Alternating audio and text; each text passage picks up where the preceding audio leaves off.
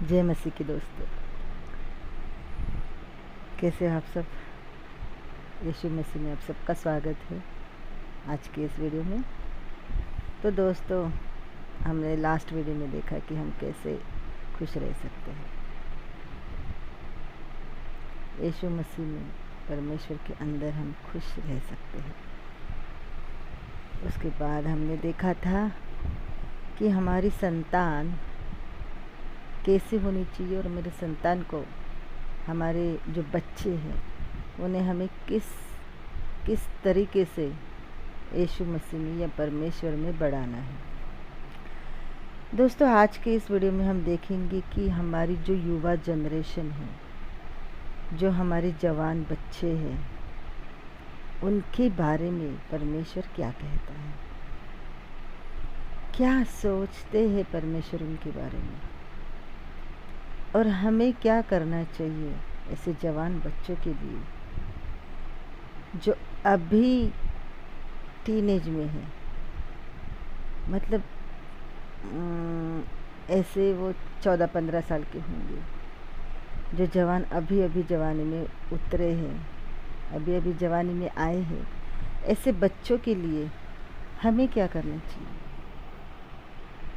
क्या अपेक्षा है परमेश्वर की उन बच्चों से और हमसे,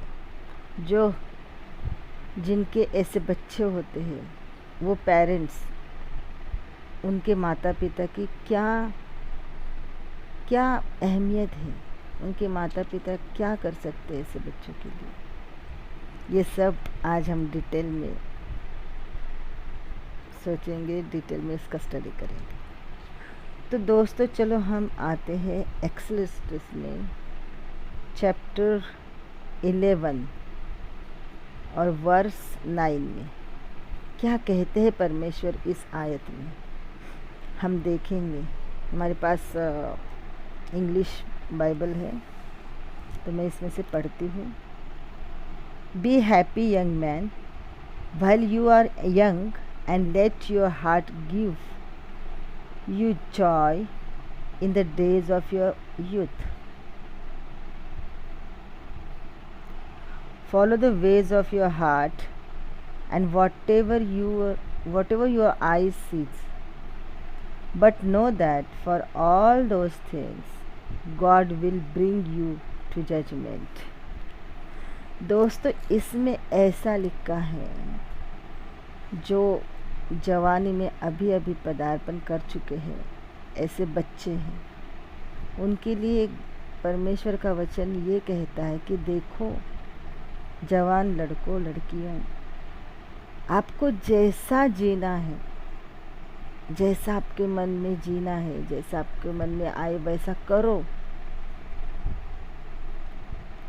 आपको झूठ बोलना है, झूठ बोलो। आपको सिगारेट पीनी है, पी लो। आपको बियर पीनी है, पी लो। आपको जो भी करना है कर लो, आराम से कर लो। आपको जैसे भी जीना है, जैसे भी आपकी मन की इच्छा होती है,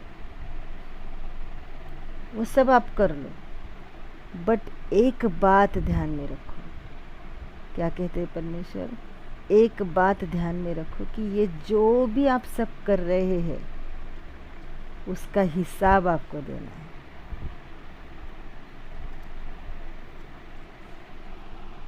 God will bring you to judgment. इस सब का न्याय होगा, इस सब का हिसाब परमेश्वर आपसे और हमसे लेने वाले हैं। तो दोस्तों, ये जो जवानी है, ये जो जवानी होती है, वो बड़ी नाजुक होती है। ऐसे रास्ते पे कई सारे लोग भटक सकते हैं। कई जवान जो अभी 14, 15, 16, 17 साल के हुए होंगे, उनके शरीर में खून दौड़ता है, उनको कुछ भी करने की इच्छा होती है। जो भी बुरा है, अच्छा है, वो सोचते नहीं है ज़्यादा, उस पर ध्यान नहीं देते वो, क्योंकि उनकी उम्र ही वैसे होती है। दोस्तों, तो वो कुछ भी करने के लिए तैयार हो जाते हैं। अगर किसी ने बोला कि चलो ये झूठ बोल दो तो बोल सकते हैं। किसी दोस्त ने कहा चलो आज हम पार्टी करते हैं तो पार्टी में कुछ भी कर सकते हैं। तो दोस्तों ये जो मोड़ होता है अपने जीवन का, जवानी, ये मोड़ पे हमें बहुत संभाल के जीना है। जो बातें अच्छी नहीं हैं उनको टालना है। बहुत मुश्किल होता है मन को मारना, बहुत मुश्किल होता है डिसीजन लेना, बहुत मुश्किल होता है कि दोस्त वो अच्छा वो कर रहे, वो मज़ा कर रहे, मज़े ले रहे और मैं उन चीज़ों से अलग रहूं। मुश्किल होता है। बट दोस्तों, अच्छे काम मुश्किल भी क्यों ना हो, लेकिन वही करने चाहिए।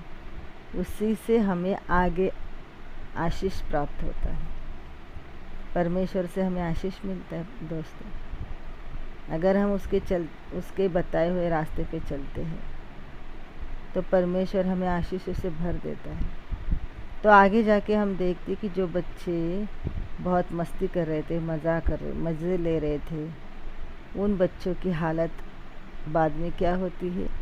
और जिन बच्चों ने वो सब टाल दिया है और अपने खुद को परमेश्वर के लिए सेफ बचा के रखा है, उन बच्चों की लाइफ में आगे जाके कितनी आशीष मिलती है, कितना अच्छा उनकी लाइफ में होता है, वो सब देखने को मिलता है।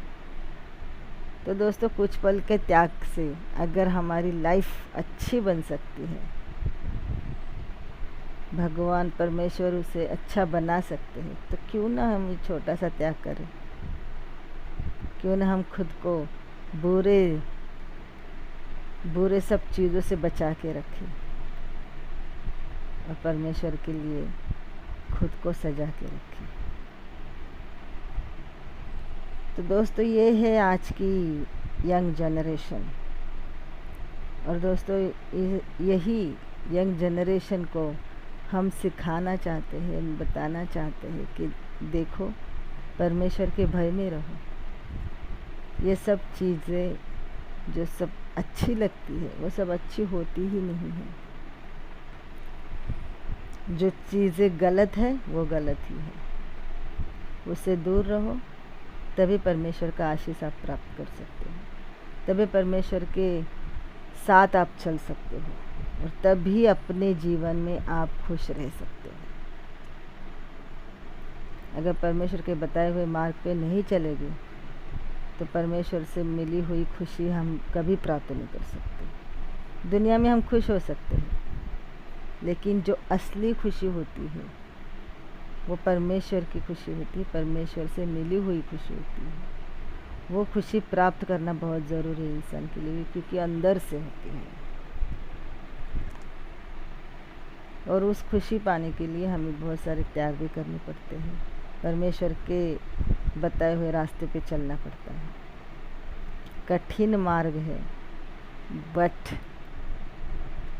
उसका अंत बहुत अच्छा है। रास्ता भले ही कठिन है, बट जहाँ पहुँचना है, वो जहाँ हमें पहुँचाएंगे परमेश्वर, वहाँ पहुँचने के बाद हमें पता चलेगा कि कितना अच्छा है। ये रास्ता दोस्तों कांटों से भरा है, ये जीवन कांटों से भरा है, लेकिन इसके ऊपर अगर हम चलेंगे परमेश्वर के साथ, उसका हाथ थाम के, तो ये कांटे भी हमारे लिए फूल बन जाएंगे। दोस्तों, एक छोटा सा सॉन्ग का एक मुखड़ा आपको मैं सुनाऊंगी आज। राहों में कांटे अगर हो,